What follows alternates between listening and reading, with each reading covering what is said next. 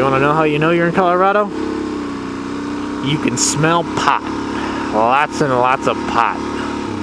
Ugh, I hate it.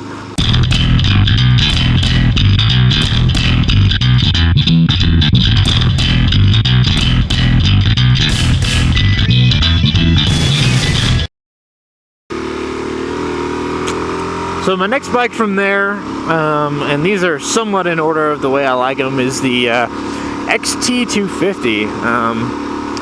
And you might ask, why do I go to the XT after that one? Is because everybody kind of looks at the XT250 like, man, oh, that bike, I'll just buy WR instead. But here's my thing with the XT250. In 2013, they fuel injected it. So if you're going to buy an older one, well, it's carbureted and whatever else, right? So the new ones are fuel injected, and what's fantastic, and that's fantastic between where I live in Colorado, you make altitude changes between between like honestly 5 to 14,000 feet if you're riding up the Pikes Peak. So that's a pretty good change there, to be perfectly honest.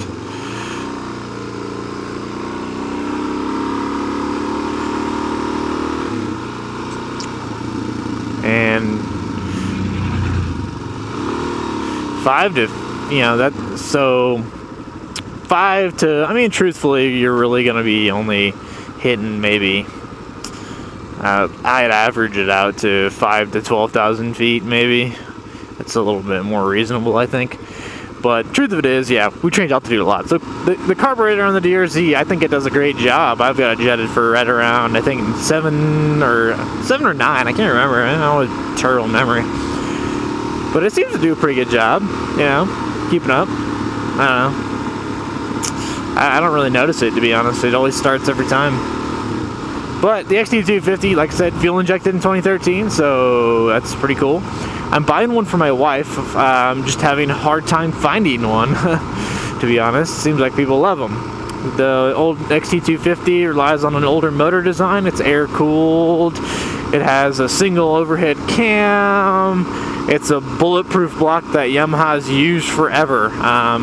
Pretty much from what I've done a lot of research on them, people just cannot kill that motor. So, and that's perfect for my wife, who has already taken out a motorcycle into the side of an RV.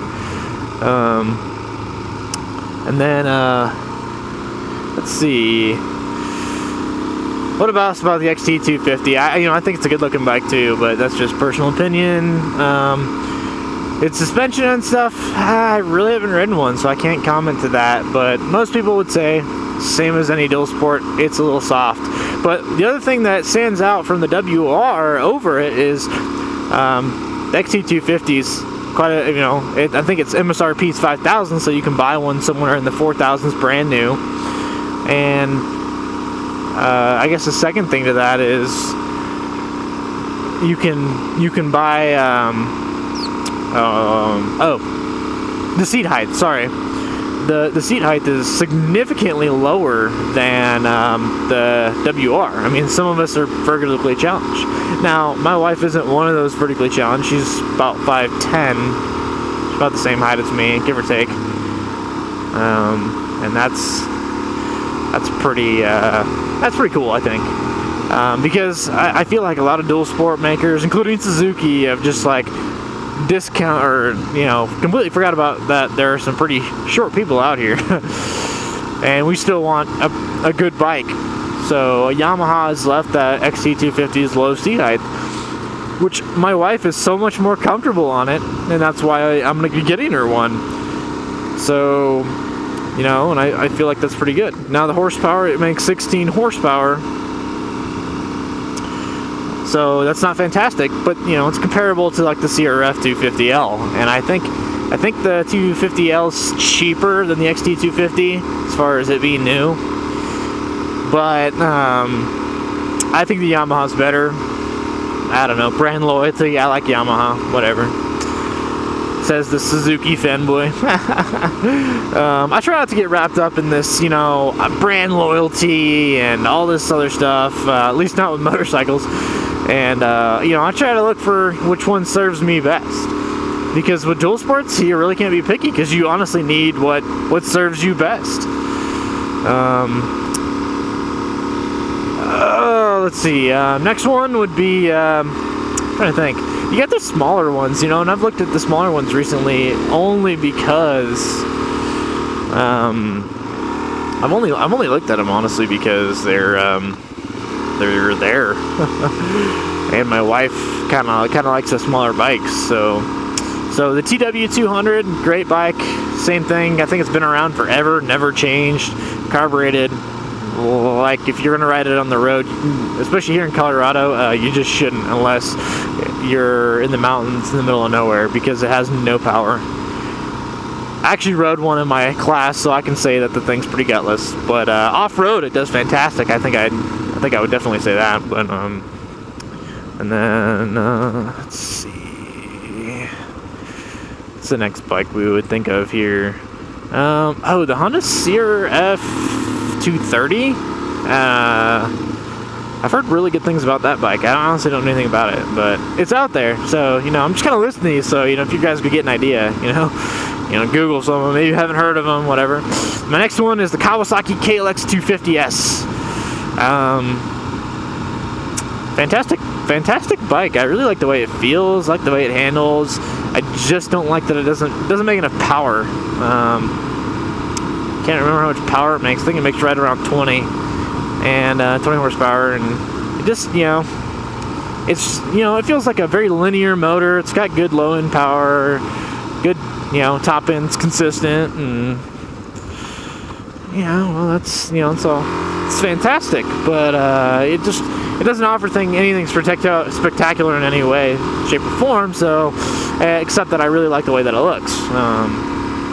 It's been around for, I think, it's been around since 2005-ish, because I had a KLR650, and yeah, they stopped making those in 2005, so I assume that KLX came around in there. So, and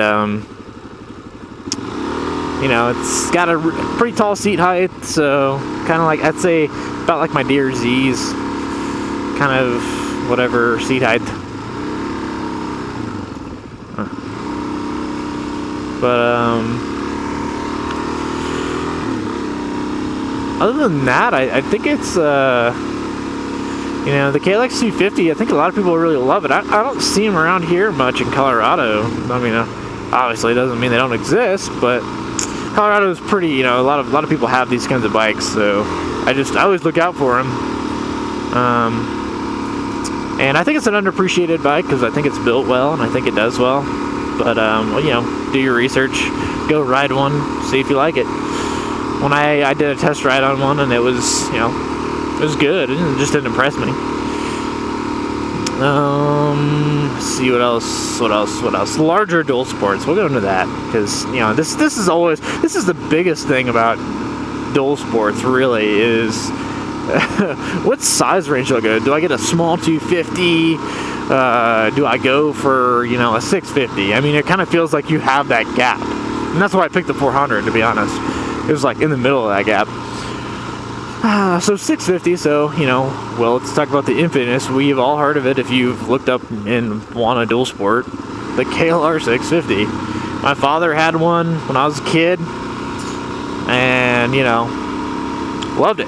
Great bikes. People always want them. People always love them. You know, there's a fan base. But it's not the best 650, I think, in my opinion. You know, and I haven't rode a whole lot. But the KLR650, what it does great on the road, long riding, does fantastic. It will do everything you need for long rides.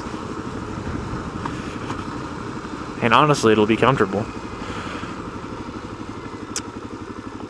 So there's your good thing about the KLR650. The bad is that the engine needs to be updated. It doesn't make a whole lot of power, makes good torque, and, you know, to me, it feels like a massive, bulky bike, but, you know, I just told you how big I am. I'm not a very big guy. So, you know, And it's most certainly not huge, especially compared to large adventure bikes, but it just feels like a big bike. And if, you know, and a lot of people do trail ride them, but you just got to know what you're getting into. And go feel it, feel what you want to do with it. Because if you're going to be on the street more and you're just going to take an occasional dirt road or maybe a, you know, ATV trail, the KLR650 will probably serve you well. And it'll be more comfortable. The DR650 Suzuki, in my opinion, is great. You know, I know it weighs less than the KLR650. I couldn't tell you how much. I didn't really look up anything. I didn't plan for nothing today. And the DR650, you know, feels like a great bike. You know, I only rode one once, short test drive, but it definitely felt lighter than the KLR.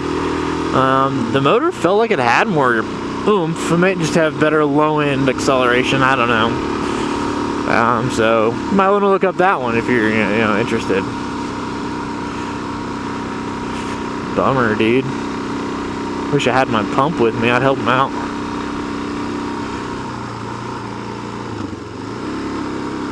But yeah. So and I'm trying to think what other 650s. You've got the Honda 650, which I don't know the designation to. And, oh man, check out that view.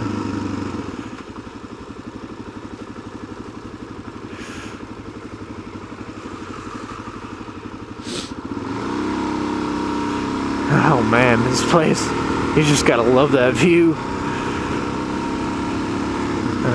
Anyway, you got your larger dual sports, but from my perspective, I don't know a lot about the larger dual sports, so I'm just gonna shut up about them.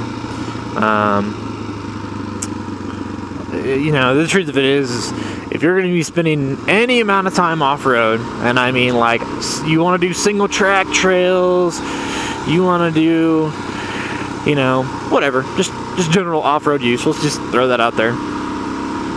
You know, get a more oriented off-road bike. You don't have to get the 250s. KTM offers some good options if you know, have the money, I suppose.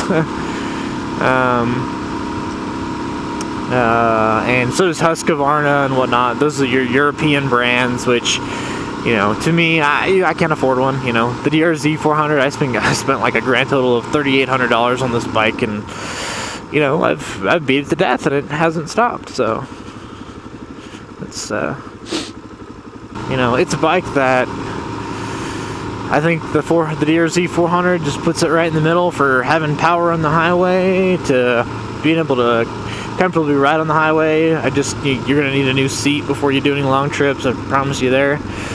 But yeah, I mean, what dual sport fits you the best? You know, how much time do you plan to spend off road?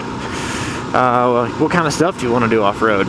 If you're new to motorcycles, period, like I was, I had no idea how much I was going to do off-road, but I knew I wanted to do the trails throughout Colorado, so I knew I needed a bike that was capable of it. And people use the DR650 for everything. And, you know, I'm not saying it's perfect. It's not. There are better bikes, but not for the money. So there's my take. But that being said, I will never bash on another person's dual sport for liking something else, because I also feel that the, you know, WR250R is my very close second choice, the dual sport. But it's a little bit newer bike. It's got a very tall seat height. You know, it's more expensive to fix. More can break on it. It's got, you know, fuel injection. You know, it's got computers and other cool stuff on it. But, you know, it's got a good aftermarket following. So the truth of it is, I've talked way too long. I'm gonna have to split this into like 2 or 3 parts probably, and I don't know. Nobody ever catches all of them. But you know, you've got to find what you want. And the truth of it is, don't be afraid to buy one. Get a good deal on it. Buy one used. And, you know, if you hate it, just sell it for what you paid. Then go get another one. you know? I mean, I kind of did that. I own a KLR250. Kickstart only. I bought it for my wife. I liked the bike a lot. I thought it was fantastic. I paid $500 for it. And, you know, it just didn't suit what we needed. My wife can't kick it, so. But it was a good little bike, especially for the money. Man, you just gotta love this place. Garden of the Gods. I won't stop. People look at me like I'm strange already. So, these are my little bit of thoughts. Caveat here, I'm not the only best rider in the world. I've, you know, been on single track. I've done a lot. I just, you know, I don't push my bikes really hard. I really just don't, you know, ride all that hard, to be honest. I enjoy it. I have fun. I'll take trails. You can look at my other videos. Nothing crazy, but once you found what you're gonna do and what you're gonna, gotta load these people. They stop for everybody. Once you find what you're gonna do with your bike, you can really truly start to look for what you're gonna get. I mean, if you're like me and you need something that'll go on the road, go off road, you know, here's Z400. Look at it. Look at the KTM 350s, the Huskies, you know, 310, I think, some odd, and you know, make a choice. Decide. You know, they're all decent choices. But, you know, if you're just buying this where, you know, yeah, you're going to ride on some roads a little bit, but it's mostly going to sit on a trailer maybe, and you're going to go to where you're going to go, but you want to commute with it, look at a 250. Look at the WR, because it offers a lot. And you'll be happy. I've yet to meet somebody that's bought a WR 250R and been unhappy with it. You know, as long as you go into this knowing that you're not buying a dirt bike. You're just not. Dual sports are the ultimate compromise. They compromise everything. You gotta find tires that are compromised. You gotta find the bike itself is a compromise. You gotta do that. Once you accept that and the challenges, you have blast. Absolute blast.